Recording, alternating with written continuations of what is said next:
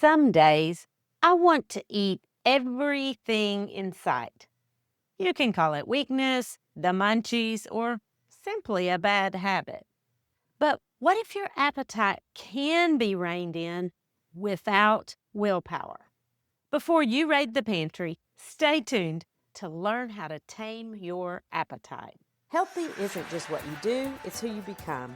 I'm Dr. Vickie, and this is Healthy Looks Great on You, a lifestyle medicine podcast to help you reclaim your energy, your focus, and your well-being.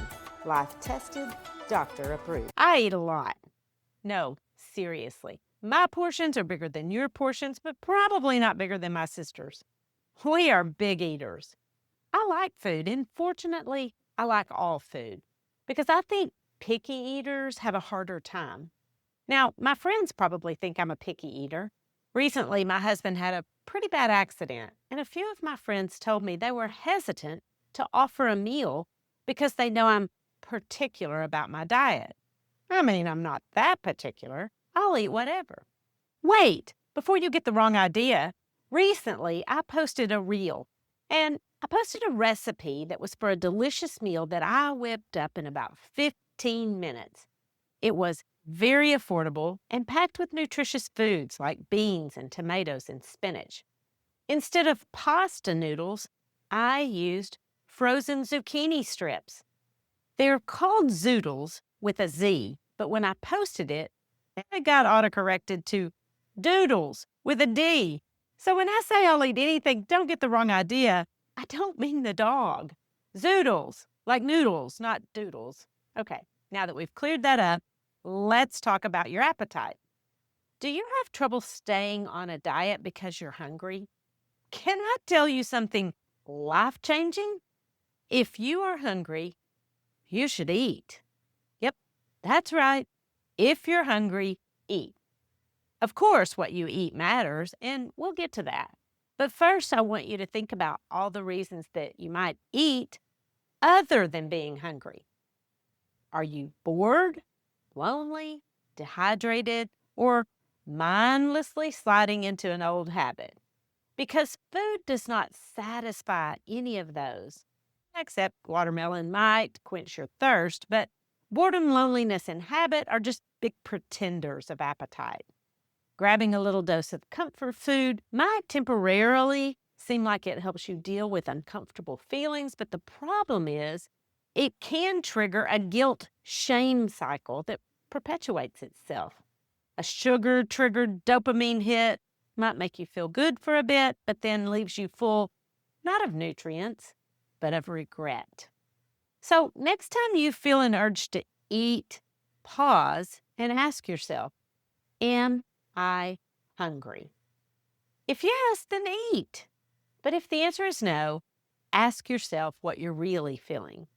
If it's boredom, then you need entertainment, not food. But here's the deal. If you find yourself standing in the pantry at 9 o'clock at night, it's unlikely you came there because all is right with the world. Nope. And good decisions usually start much earlier in the day. So if you're looking to curb the late night habit of snacking, then morning is actually the place to start, or at least before dinner.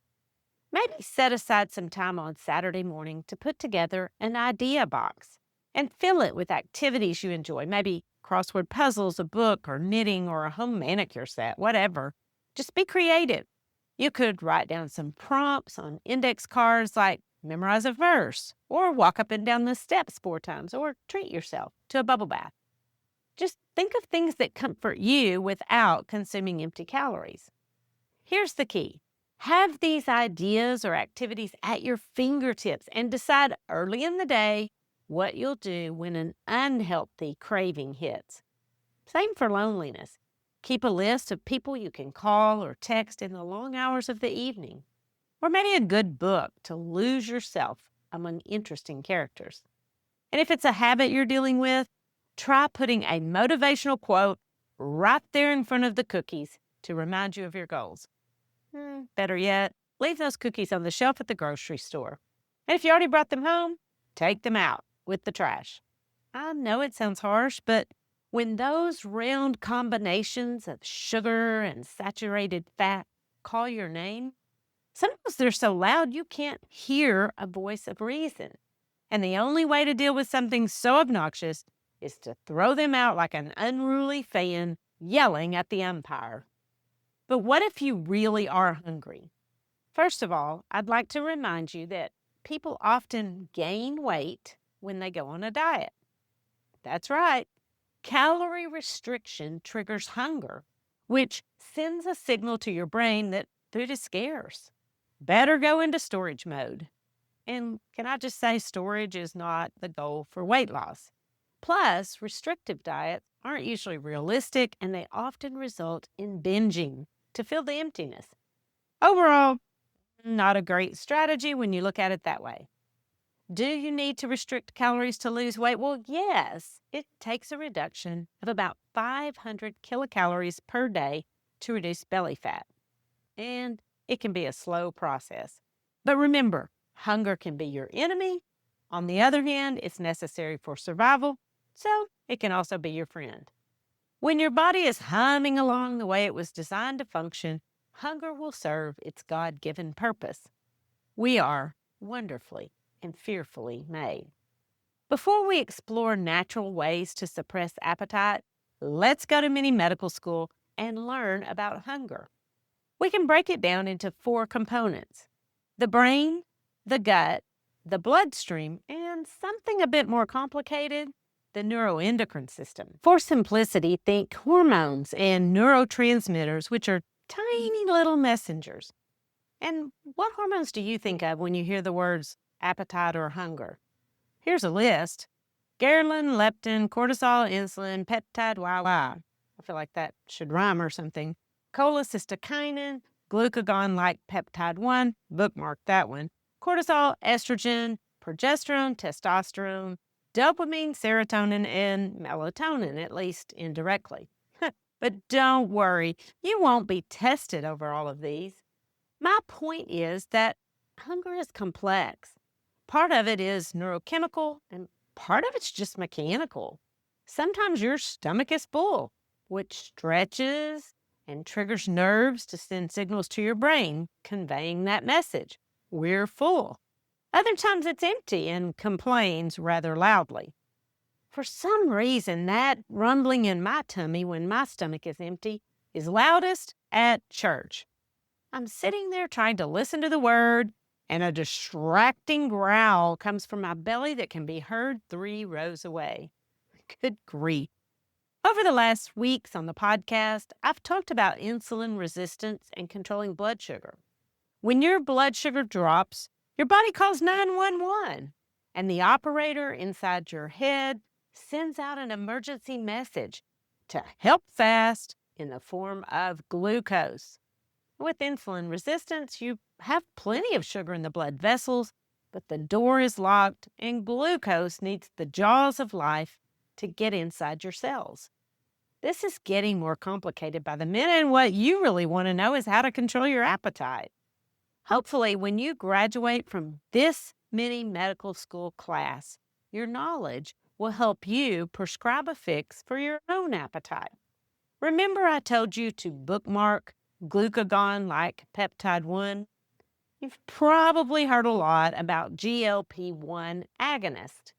These are drugs that mimic what your body makes, and here's how your body does it. Inside your intestines, GLP-1 is made by L cells. Just the letter L. That's pretty easy to remember, but also not that useful. But here's the deal. When you eat, your cells release this GLP-1 into your bloodstream. Think of them like messengers that tell your pancreas to produce insulin and your brain that you're full and satisfied. And these messengers really get around because they also keep your stomach from emptying so fast. This is part of the gut-brain axis, which responds mechanically to being either empty or stretched. And the obvious truth is, we're all different. Our stomachs aren't the same size, and neither is our appetite. But if you're looking to shrink yours and lose a little belly fat too, here's a recipe to try. Eat an adequate amount of soluble fiber. Eat enough protein. Eat monounsaturated fats and omega-3 fatty acids, and eat fermented foods. Did you notice that all four of those start with the same three-letter word, E-A-T, eat? Because you won't control your hunger with hunger. Make sense? Oh, of course, you need to drink enough water, manage stress, exercise, and get enough sleep too. But let me help you make your grocery list to include some soluble fiber, protein, fat, and fermented foods to support a healthy gut microbiome, which in turn promotes a healthy gut-brain axis, which will keep your appetite in check. Oh, you think my appetite is a problem? I guess I did say that. But this body of mine needs a lot of fuel, and I'm trying to nourish it with the good stuff. So here goes. First, head to the refrigerated foods section of the grocery store and get some sauerkraut. Not the stuff in a can, the cold stuff in a jar with cabbage and salt and water. It has fiber, probiotics, and it's fermented. Next, grab some walnuts and chia seeds. You can just add them to oatmeal and get your omega-3 fatty acids. You can also get good fats from avocado and olive oil, or even canola oil for that matter. To get enough protein, just whiz down the bean aisle. And if you just said, I can't eat beans, they make me bloat, then check out the episode in the show notes for your 8-step recovery program. And lastly, I want to camp out on soluble fiber. Because if you're listening to this podcast in the United States, there is a 90 to 95% chance that you are fiber deficient. And that's according to a study cited by the American Heart Association in the Journal of Lifestyle Medicine. And if you're a man, the chance is even higher. So listen up, class. This is important. Polls show that 75% of American adults are overweight. Not obese, just packing on a few extra pounds that increase your health risk over time. And look, it's complicated, but it sure seems like there's a connection here. If you struggle to maintain a healthy weight, you may have tried keto or low carb or medications or supplements or shakes. But have you just tried getting enough soluble fiber in your diet? Not only does it help lower cholesterol, stabilize blood sugar, and promote regular digestion, it also tames your appetite. Not everything in medicine makes sense on the surface, but this one does. Soluble fiber is soluble. Remember that term from chemistry? It just means it dissolves in water. But what happens next is magical. Well, I mean, not really magical. It's just chemistry, but it is pretty cool. When it dissolves, it forms this gel in your stomach, like a big blob that slows down digestion, keeping you feeling full longer, and it prevents those blood sugar spikes, insulin spikes, and helps you get off the whole up and down blood sugar roller coaster. And your body cannot digest this stuff, so it keeps moving through your GI tract. And when it gets to the colon, the fun really starts. See, bacteria live there and they ferment this fiber. In turn, that feeds the trillions of organisms found in a healthy gut microbiome, and it's also known as a prebiotic. And all of this works to control appetite and much, much more. So where do we find this priceless fiber? First, a pop quiz. Is there any fiber in animal products? You know, chicken, beef, dairy. True or false?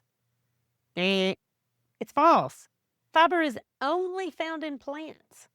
Things like whole grains, nuts and seeds, beans and legumes, fruits and vegetables. I wonder what would happen if we ate enough fiber. Try it for a day and see how you feel. Monitor your appetite.